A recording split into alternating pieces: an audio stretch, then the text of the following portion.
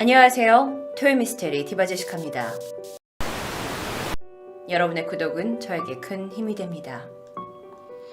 1983년 중국의 산시성 상현의 작은 마을에서는 자꾸 사람들이 어느 날부터 이유 없이 사라지는 일들을 겪고 있었습니다.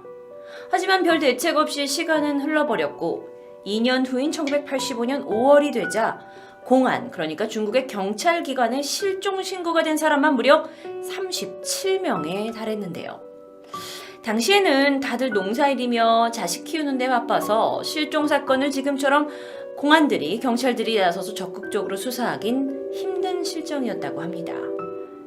1985년 5월 16일 예마오촌에서 살고 있는 40대 두자잉 씨는요, 같은 마을에 살고 있는 형 두장니엔 씨와 함께 돼지 농장을 운영하고 있었습니다. 그러니까 형제가 같이 마을에 살면서 서로 돕고 있었던 거죠. 사건 당일 아침 일찍 돼지 사료로 쓸 콩을 사기 위해 형제는 함께 시내로 나가게 됩니다.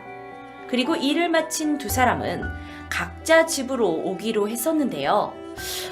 먼저 일을 마치고 집으로 돌아온 두장니에는 동생을 기다렸지만 그날 이후 그는 돌아오지 않았습니다. 가족이 사방으로 흩어져서 그를 찾았어요. 하지만 어디에도 흔적을 발견할 수가 없었습니다. 결국 하루하루 초조하게 그를 기다리다가 열흘이라는 시간이 지나버렸고요. 5월 27일 두장리에는 동생을 찾아서 다시 동생과 마지막으로 있었던 장에 나가게 되죠. 혹여나 동생의 소식을 들을까 여기저기 수소문을 하면서 찾아다니다가 시내 제지공장 근처를 지날 무렵이었어요. 여기에서 이제 지내고 있던 사촌 동생 호이팅과 마주치게 되는데요. 그한테 지금 동생 두장잉이 사라졌다라고 알리고 혹시 보게 되면 연락을 달라라고 이야기하는데, 이 이야기를 들은 호이팅이 깜짝 놀라면서 말합니다. 이틀 전에 한 남성을 만났는데 그 남성이 1.85위안짜리 교환증을 가지고 와가지고 돈으로 바꿔갔다. 근데 그 증서에 두장잉의 이름이 써 있었다라는 거죠. 두장잉이 그래서 그 당시에는 이제 어찌된 일이냐고 그 남자한테 물었더니 실종된 두장잉이 그 사람에게 돈을 빌리고 나서 갚지 않아서 이런 교환증, 어떤 보관증을 대신 받은 거라고 했다는 겁니다.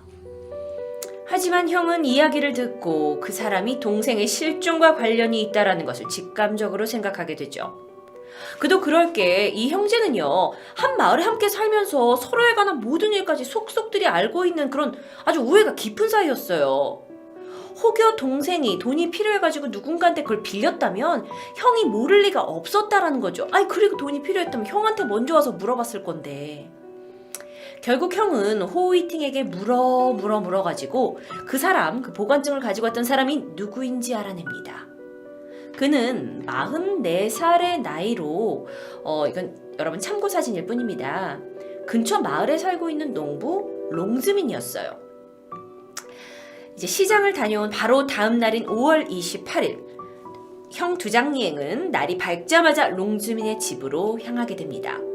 그리고 먼저 이 교환증서, 내 동생 이름이 써 있었는데 이게 뭐냐 하고 자초지정을 캐묻기 시작하는데, 근데 이때 롱주민이 좀 이상한 태도를 보입니다.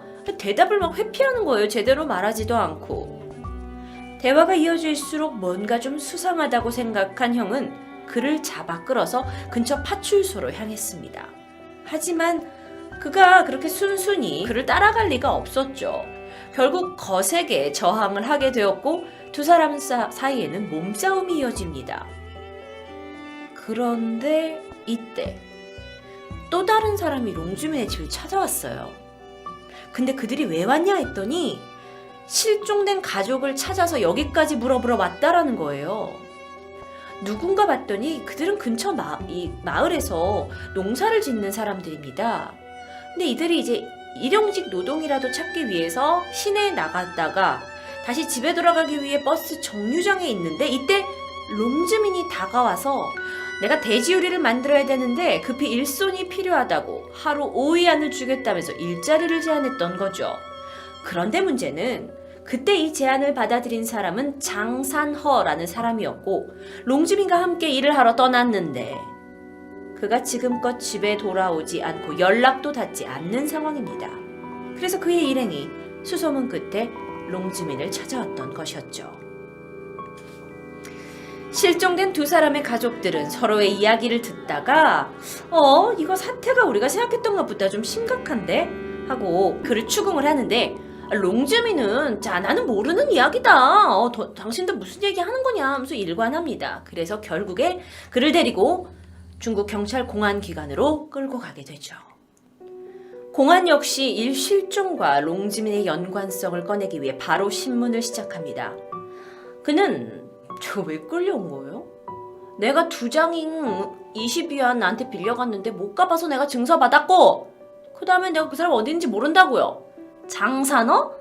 우리 집에 와서 대리지우리 줬고 길어야 그거 하루도 안 걸렸고 작업 끝내고 내가 가기 힘들다 그래서 우리 집에서 밥까지 먹이고 잠까지 재워서 다음날 돈 줘서 보냈는데 내가 그 일이 어디 간지 어떻게 알아? 하고 발뺌하는 겁니다. 롱즈민은 어떤 사람이었을까요? 공안의 눈에요.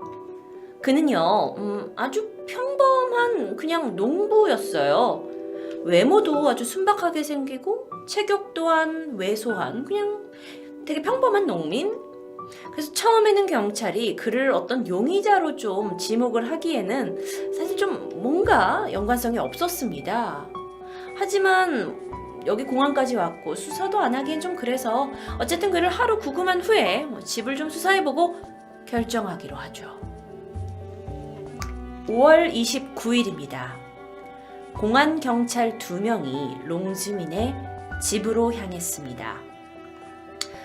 이곳은 겉에서 보기에는 아주 평범한 농촌의 집처럼 보였지만 내부는 결코 평범하지 않았어요. 집안의 창문이 모두 닫혀 있어서 매우 어두웠고요. 흙바닥에는 알 수 없는 파헤쳐진 흔적들이 있었습니다. 또 집안의 나무 계단에는 핏자국처럼 보이는 얼룩, 그런데 이제 너무 색깔이 바래버린 얼룩이 여기저기 묻어 있었고요. 각종 곡식과 빈병, 너덜너덜한 쓰레기 같은 천조각들이 막 집에 다 널려 있어가지고 굉장히 어수선했고 집 한쪽에는 거미줄과 먼지가 잔뜩 쌓인 모습이 정말 내부가 기괴할 정도였다고 해요. 그런데 이 집에는 롱즈민의 아내도 함께 있었습니다.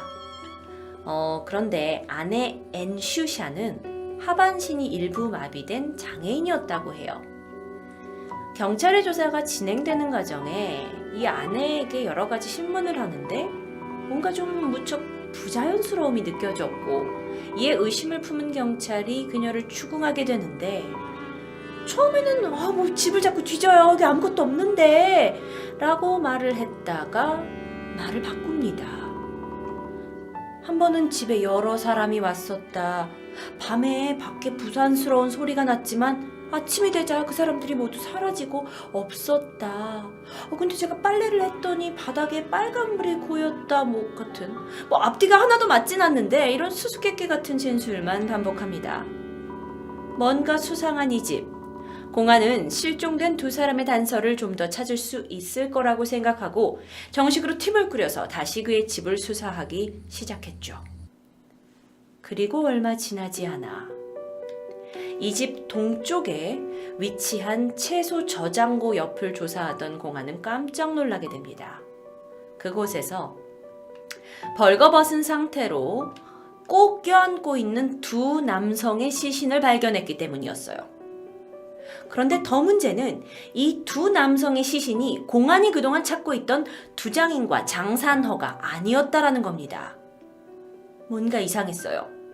시신이 발견된 곳에서부터 좀 떨어진 지역까지 확대해가지고 조사를 하던 공안은 더욱더 충격적이었습니다. 비료 창고 옆에서는 또 다른 50대 여성의 시신이 발견됩니다. 어쩌면 이 사건이 더 큰 비극의 일부일 수도 있지 않을까라고 생각했고 경찰은 롱즈민 집 근처를 샅샅이 파헤칩니다. 특히나 그의 집 주변에 있는 밭을 다 갈아엎었어요.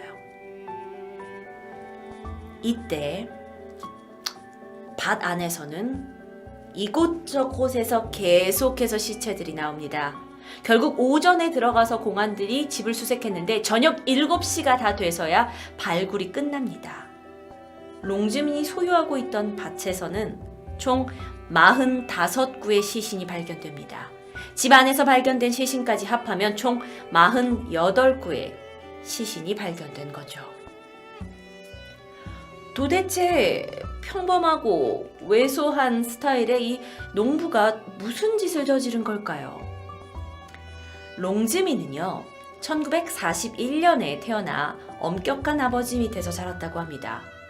또래에 비해 체구가 작았던 그는 학교에서도 종종 놀림을 당하곤 했는데요. 그래도 꾸준히 학업을 해서 좋은 성적을 얻긴 했지만 그의 아버지는 그런 거에 관심을 두진 않았다고 해요. 이에 롱즈민이 점점 삐뚤어져 갔죠.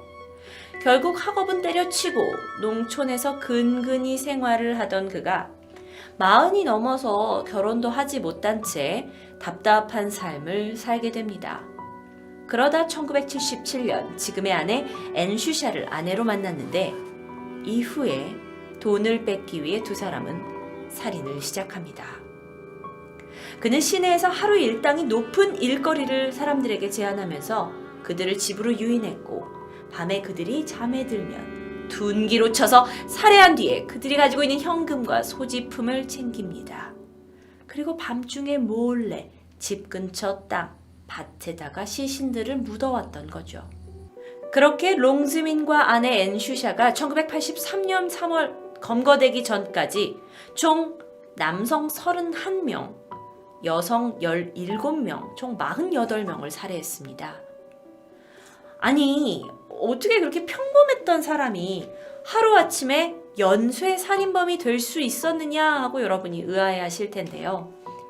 사실 그에 대한 자세한 기록이 남아있지 않은 채 중국에서는 정말 최초의 연쇄 살인범이다 하면서 소문이 떠돌기 시작했지만 중국의 중앙정보부에서 사건 취재나 보도에 관해서 일절 밖으로 나가는 것을 금지했기 때문에 지금도 자세하고 많은 자료가 남아있지는 않다고 합니다. 다만 알려진 바에 의하면 전문가들이 이 특이한 케이스, 그러니까 1980년대니까 왜 그가 어떤 정말 돈 때문에 이렇게만 한 것일까? 얘는 어떤 사람일까? 하고 조사하기 위해서 꼬박 하루 동안 롱즈민을 상대로 정신질환 감정과 심리검사를 실시했는데요. 아무런 정신적 이상을 발견하지 못했다고 합니다. 다만 알려진 건 롱즈민이 그 자신이 살해한 사람들의 DNA 검출을 막기 위해서 가장 늦게 썩는 머리카락을 따로 모아서 보관할 정도로 치밀했고요. 그는 섬세한 성격을 가졌으며 테스트 결과 지능도 높았다고 해요. 결국 1985년 8월 30일 중국 공안은 살인죄로 롱즈민 부부를 기소했고요. 같은 해 9월 20일, 그러니까 딱 한 달 만이죠. 법원은 두 사람에게 사형을 선고합니다. 그리고 두 사람이 항소를 했어요, 또. 하지만 고등법원이 이를 바로 기각했고요. 사형 선고를 받은 지 일주일 만인 9월 27일, 롱즈민과 아내 앤슈샤의 사형이 집행되었습니다. 정말 드라마와도 같은 이 이야기, 중국에서의 최초 연쇄살인마 이야기라고 하지만 분명 그 전에 최초가 있었을 것 같은데요. 워낙 중국이 큰 대륙이다 보니까 이렇게까지 중국 내에서 알려진 연쇄살인범은 없었던 것처럼 보입니다. 하지만 안타깝게도 그가 어떤 인물이었는지에 대한 정보는 잘 알려져 있지 않고 있네요. 토요 미스테리 디바 제시카였습니다.